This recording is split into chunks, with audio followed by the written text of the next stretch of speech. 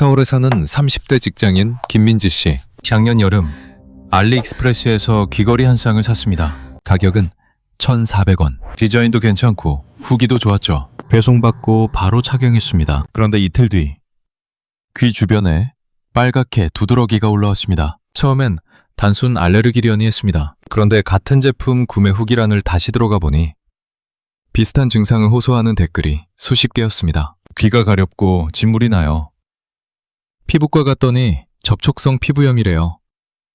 불안해진 김민지 씨는 병원을 찾았습니다. 의사가 한 말이 충격이었습니다. 요즘 중국 직구 액세서리 때문에 오시는 분들 정말 많아요. 중금속 검출되는 경우가 많거든요. 그런데 말입니다. 김민지 씨는 그제야 깨달았습니다. 내가 1,000원 아끼려고 산 게 아니라 1,000원 주고 위험을 샀다는 걸. 병원비로 나간 돈만 15만 원, 1,400원 아끼려다 100배가 넘는 돈을 쏟아부은 겁니다. 그런데 더 기가 막힌 사실이 있습니다. 김민지 씨가 치른 대가는 병원비만이 아니었습니다. 그 앱을 깔고 회원가입 버튼을 누르는 순간 그녀는 자신도 모르게 훨씬 더 큰 것을 넘겨주고 있었습니다. 위치 정보, 휴대폰 뒤종, 설치된 프로그램 목록, 심지어 공동현관 비밀번호까지. 시민단체가 개인정보보호법 위반으로 경찰에 고발한 그 항목들을 김민지 씨는 필수 동의라는 이름으로 모두 넘겨준 거였습니다. 1,400원짜리 귀걸이 하나. 겉으로 보면 그냥 저렴한 쇼핑이었죠. 하지만 속을 들여다보면 어땠습니까? 병원비 15만 원, 개인정보 전부 유출, 그리고 귀에 남은 피부염 흉터. 이게 진짜 가격표였습니다. 왜일까요? 도대체 1,000원짜리 물건 하나가 어떻게 이런 결과를 만들어낸 걸까요? 지금부터 알리익스프레스와 테무, 그 초저가 뒤에 숨겨진 진짜 대가를 공개합니다. 당신이 그 앱을 쓰고 있다면, 당신 가족이 그곳에서 물건을 산다면 반드시 들어야 할 이야기입니다. 끝까지 집중해 주십시오. 시작하기 전에 구독과 좋아요, 그리고 알림 설정 한 번씩만 부탁드리겠습니다. 여러분의 작은 관심이 더 좋은 콘텐츠를 만드는 큰 힘이 됩니다. 자, 그럼 지금부터 시작하겠습니다. 김민지 씨 이야기를 다시 한번 정리해 보겠습니다. 작년 여름이었습니다. 알리익스프레스 앱을 열었죠. 메인 화면에 뜨는 광고 배너가 눈에 들어왔습니다. 오늘만 특가 1,400원. 귀걸이 사진이 올라와 있었습니다. 디자인이 나쁘지 않았습니다. 후기를 봤습니다. 15개가 주르륵 달려 있었습니다. 가성비 최고예요. 이 가격에 이 퀄리티면 대박. 댓글만 봐도 믿음이 갔습니다. 결제 버튼을 눌렀습니다. 커피 한 잔 값도 안 되는 돈이었으니까요. 이틀 뒤 택배가 도착했습니다. 박스를 열었습니다. 생각보다 괜찮았습니다. 바로 착용했죠. 출근길에도 끼고 다녔습니다. 그런데 이틀째 되던 날 아침, 거울을 보니 귀 주변이 빨갛게 부어올라 있었습니다. 가려웠습니다. 손으로 긁으니 진물이 났습니다. 처음엔 피부가 예민해서 그런가 보다 했습니다. 귀걸이를 빼고 연고를 발랐습니다. 그런데 며칠이 지나도 증상이 가라앉지 않았습니다. 불안해진 김민지 씨는 다시 알리익스프레스 앱에 들어갔습니다. 구매 내역에서 그 귀걸이를 찾았습니다. 후기란을 다시 열었죠. 그런데 이번엔 별 5개 후기가 아니라 아래쪽에 묻혀있던 별 1개짜리 후기들이 눈에 들어왔습니다. 착용하고 이틀 만에 귀가 가렵고 빨개졌어요. 피부과 갔더니 접촉성 피부염이래요. 귀에서 진물 나고 따가워요. 비슷한 댓글이 수십 개였습니다. 김민지 씨는 그제야 알았습니다. 나만 그런 게 아니구나. 다음날 바로 피부과에 갔습니다. 의사 선생님이 귀 주변을 보더니 이렇게 물었습니다. 혹시 최근에 중국 직구로 액세서리 사셨어요? 김민지 씨는 깜짝 놀랐습니다. 어떻게 아세요? 의사가 답했습니다. 요즘 이런 분들 정말 많이 오세요. 중국산 저가 액세서리에서 중금속이 검출되는 경우가 많거든요. 카드뮴이나 납 같은 거요. 접촉성 피부염 진단 내리고 약 처방해 드릴게요. 진료비와 약값으로 15만 원이 나갔습니다. 1,400원 아끼려다 100배가 넘는 돈을 병원에 쏟아부은 겁니다. 김민지 씨는 집에 돌아와서 그 귀걸이를 쓰레기통에 버렸습니다. 그리고 앱도 삭제했습니다. 하지만 이미 늦었습니다. 그런데 여기서 끝이 아닙니다. 김민지 씨가 겪은 일은 단순한 불량 제품 사고가 아니었습니다. 먼저 배경부터 말씀드리겠습니다. 알리익스프레스와 테무 같은 중국 직구 플랫폼이 어떻게 이렇게 싼 가격에 물건을 팔 수 있는지부터 이해해야 합니다. 첫 번째 이유는 중국 현지 공장에서 직접 배송하는 구조입니다. 중간 유통 단계가 없죠. 공장에서 바로 한국 소비자에게 보냅니다. 두 번째는 만국 우편연합이라는 국제협약입니다. 이 협약에서 중국은 여전히 개발도상국으로 분류돼 있습니다. 그래서 중국발 국제 우편 요금이 비정상적으로 낮게 책정돼 있죠. 세 번째는 한국의 면세 기준입니다. $150 이하 물건은 관세가 면제됩니다. 부가가치세도 면제죠. 이 세 가지가 합쳐지면 어떻게 될까요?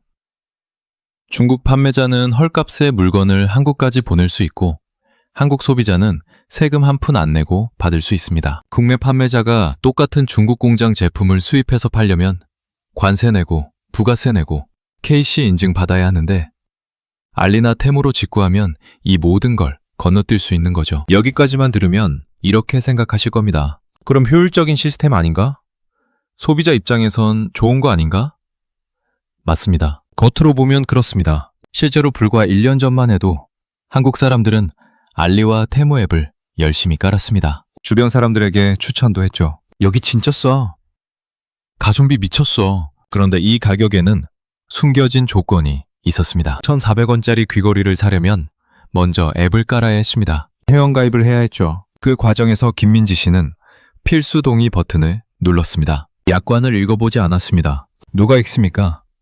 스크롤 쭉 내리고 동의 버튼 누르는 게 보통이죠. 하지만 그 동의 버튼 뒤에는 김민지 씨가 상상도 못한 내용이 숨어 있었습니다. 그 조건이 뭔지 아십니까? 알리익스프레스와 테무 앱을 깔고 회원가입할 때 나오는 필수 동의 항목을 한번 자세히 들여다보겠습니다. 위치 정보 수집 및 이용 동의, 휴대폰 기종 정보 수집 동의, 설치된 프로그램 목록 수집 동의, 카메라 및 사진 접근 권한 동의, 심지어 일부 이용자들은 배송 과정에서 공동 현관 비밀번호까지 입력하라는 요구를 받았습니다. 여러분, 이게 정상입니까?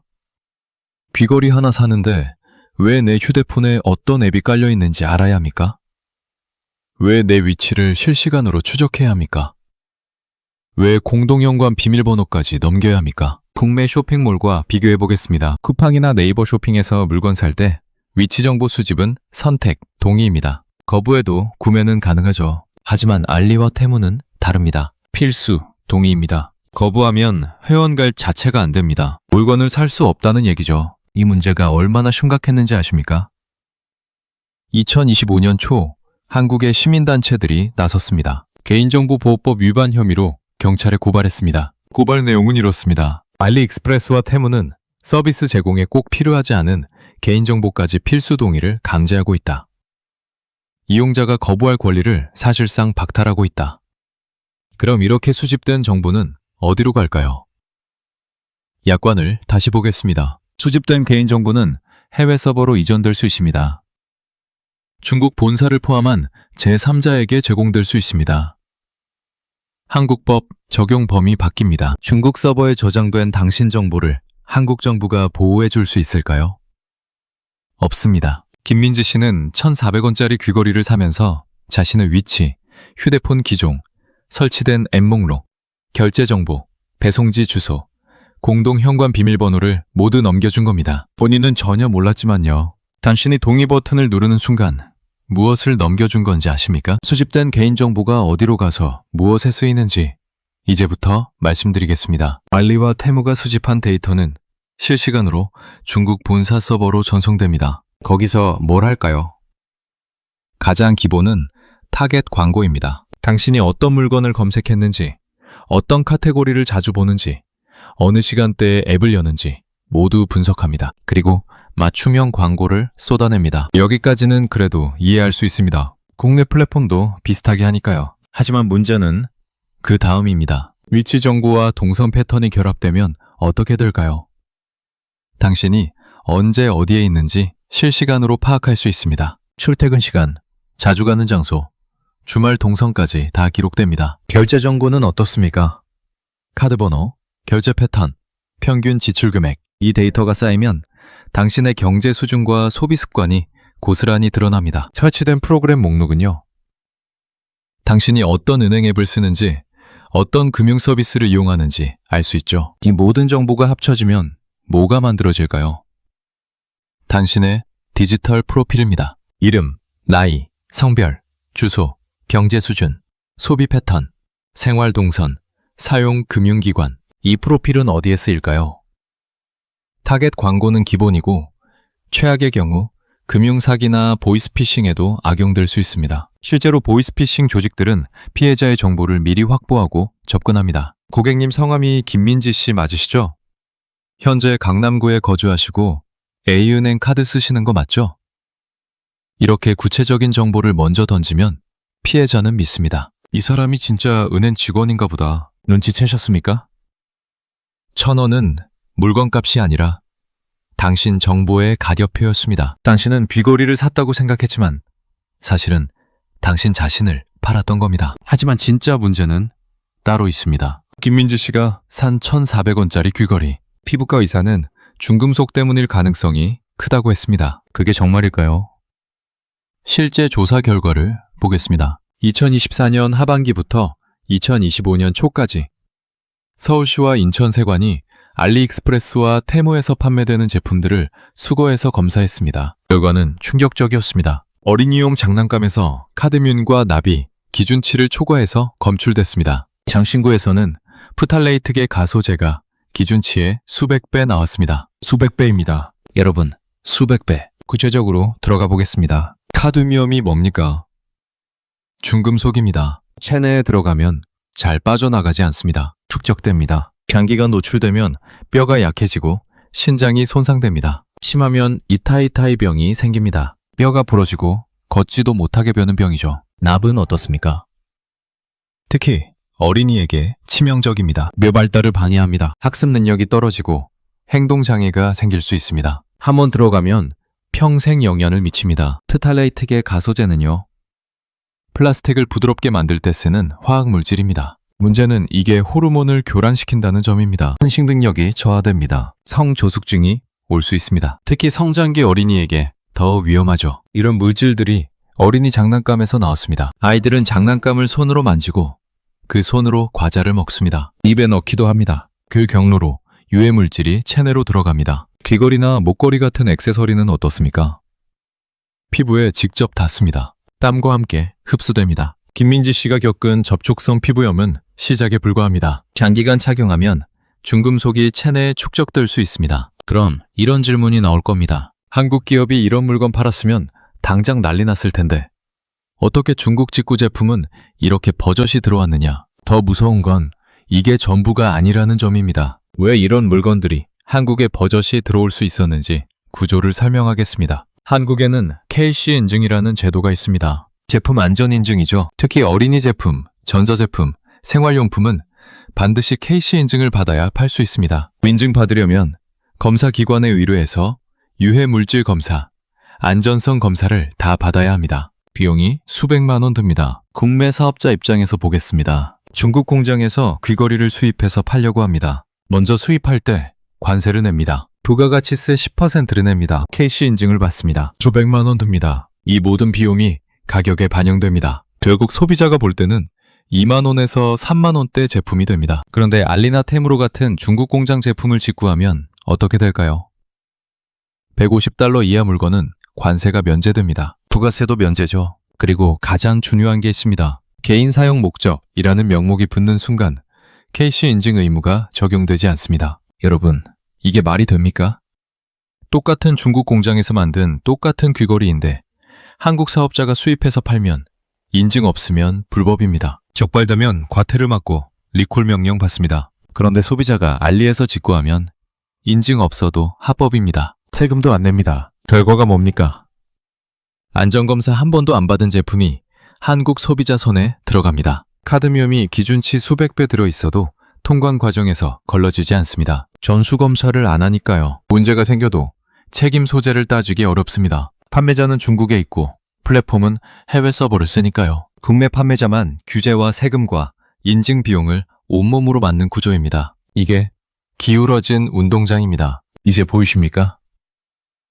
1,000원짜리 가격표 뒤에는 당신의 개인정보와 가족의 건강이라는 진짜 대가가 숨어 있었습니다. 김민지 씨는 1,400원을 냈지만 실제로는 개인정보 전부와 15만 원 병원비 그리고 귀에 남은 흉터를 대가로 치렀습니다. 그런데 이야기는 여기서 끝나지 않습니다. 1,000원짜리 물건 하나가 한국에 도착하기까지 어떤 일이 벌어지는지 보겠습니다. 중국 광저우나 상하이 창고에서 출발합니다. 비행기나 배에 실려서 인천공항이나 인천항으로 옵니다. 거기서 다시 국내 택배 시스템을 타고 당신 집 앞까지 배송됩니다. 거리가 얼마나 됩니까? 수천 킬로미터입니다. 이 과정에서 온실가스가 배출됩니다. 비행기 한 대가 중국에서 한국까지 오는데 배출하는 탄소량이 얼마나 될까요? 엄청납니다. 그런데 그 비행기에 실린 게 1,000원짜리 귀걸이 수만 개입니다. 택배 상자는 어떻습니까? 플라스틱 포장재, 비닐, 완충제, 테이프 한 번 쓰고 버려집니다. 알리나 테무 직구가 급증하면서 택배 쓰레기도 폭발적으로 늘었습니다. 더 큰 문제는 따로 있습니다. 일단 사고 버리기 문화입니다. 유튜브에 알리 언박싱, 테무 언박싱을 검색해 보십시오. 수백 개 영상이 나옵니다. 내용은 비슷합니다. 일단 싸니까 10개, 20개 한꺼번에 삽니다. 박스를 엽니다. 하나씩 써봅니다. 절반은 불량입니다. 쓸모없습니다. 바로 버립니다. 나머지 몇 개만 건지면 됩니다. 이 가격에 이 정도면 가성비 오케이. 여러분, 이게 정상입니까? 물건을 사면서 절반은 쓰레기 될 걸 알고 삽니다. 애초에 쓰레기를 사는 겁니다. 그리고 그 쓰레기는 누가 처리합니까? 결국 사회가 떠왔습니다. 환경단체들이 경고하고 있습니다. 중국발 초저가 직구가 늘어나면서 탄소 배출량이 급증하고 있다고, 플라스틱 쓰레기가 감당 안 되는 수준으로 쏟아지고 있다고. 그런데 소비자는 1,000원 아꼈다고 좋아합니다. 1,000원을 아끼려다 개인정보를 팔고 가족 건강을 담보로 잡고 지구에 쓰레기를 쌓아 올리고 있었던 겁니다. 이제 가장 중요한 질문입니다. 지금까지 본 내용을 정리하겠습니다. 김민지 씨는 1,400원짜리 귀걸이를 샀습니다. 겉으로 보면 저렴한 쇼핑이었죠. 하지만 실제로 그녀가 치른 대가는 무엇이었습니까? 첫 번째 대가 개인정보입니다. 위치정보, 휴대폰 기종, 설치된 프로그램 목록, 결제정보, 배송지 주소, 공동 현관 비밀번호, 이 모든 게 중국 본사 서버로 넘어갔습니다. 한국법 보호 범위 바뀝니다. 타겟 광고에 쓰이고 최악의 경우 금융사기에도 악용될 수 있습니다.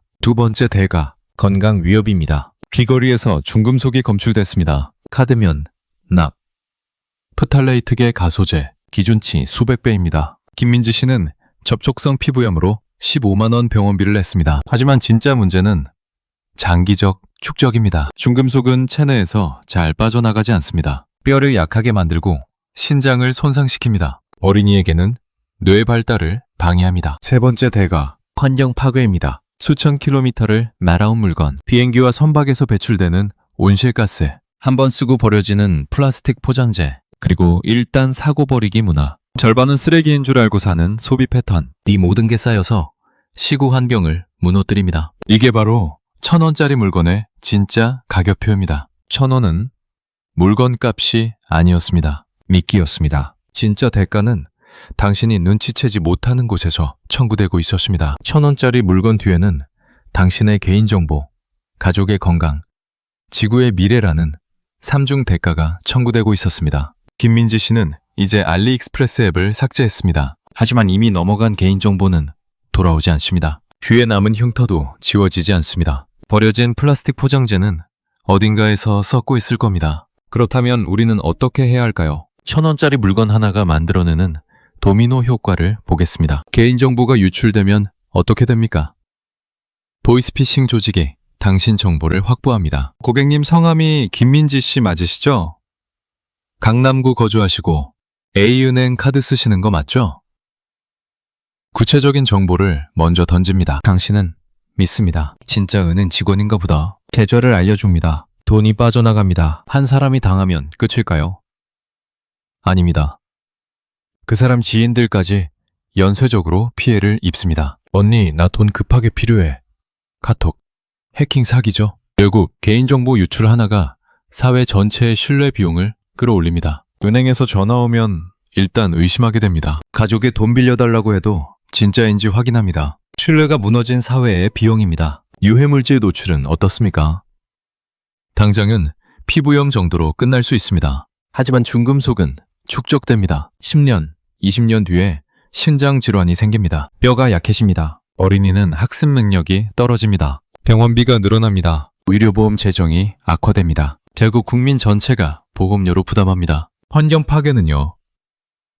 온실가스가 쌓입니다. 지구 온도가 올라갑니다. 기후변화가 가속됩니다. 폭염, 폭우, 태풍이 잦아집니다. 농작물 피해가 생깁니다. 식량 가격이 오릅니다. 결국 미래 세대가 떠왔습니다. 정리하겠습니다. 개인정보 유출은 보이스피싱 증가로 이어지고 사회 전체 신뢰 비용을 끌어올립니다. 유해물질 노출은 장기적 건강 악화로 이어지고 의료비 증가로 연결됩니다. 환경 파괴는 기후변화로 이어지고 미래 세대 부담으로 떨어집니다. 결국 개인이 아낀 1,000원은 사회 전체가 수백만 원, 수천만 원으로 갚아야 하는 구조입니다. 실제 사례를 하나 더 보겠습니다. 서울 송파구에 사는 35세 주부 박지은 씨 이야기입니다. 작년 가을 알리익스프레스에서 어린이 장난감을 샀습니다. 5살 아들을 위해서였죠. 인기 캐릭터 피규어 세트였습니다. 가격은 5,000원. 백화점에서 사면 3만 원 넘는 제품이었습니다. 이 가격이면 진짜 가성비다 생각하고 주문했습니다. 일주일 뒤 도착했습니다. 박스를 열고 아이에게 줬습니다. 아이는 좋아했습니다. 매일 갖고 놀았죠. 그런데 2주일쯤 지나니 아이 손에 뭔가 이상한 반점이 생겼습니다. 빨갛게 부어올랐습니다. 처음엔 모기 물린 줄 알았습니다. 그런데 점점 번졌습니다. 팔까지 올라왔습니다. 소아과에 가십니다. 의사가 물었습니다. 혹시 최근에 새로 산 장난감 있어요?